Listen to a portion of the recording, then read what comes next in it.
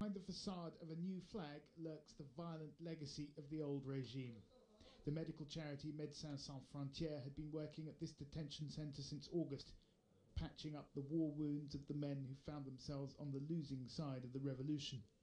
But as the months wore on, they started seeing injuries they concluded could only have been sustained under torture. These men asked us not to reveal their identities. They told of prolonged beatings and whippings.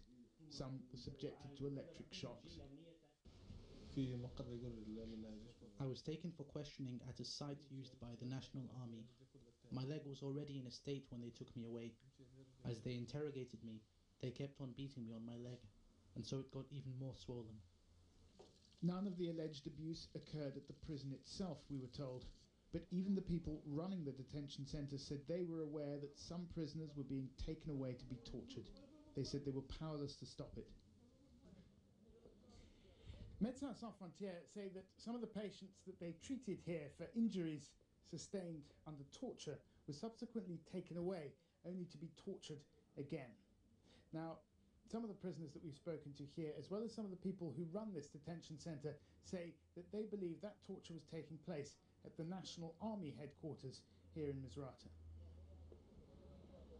The response from the head of Misrata's military council was one of complete denial.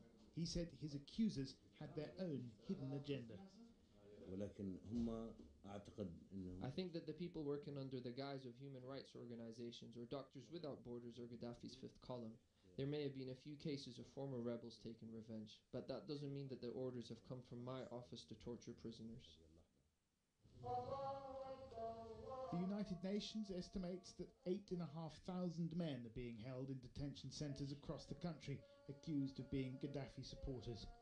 Many are effectively controlled by local militias, groups of former rebel fighters accountable to no one but themselves. Libya's fledgling government is struggling to assert its authority, but, as one of the prisoners here observed, he who has the gun has the power. Gabriel.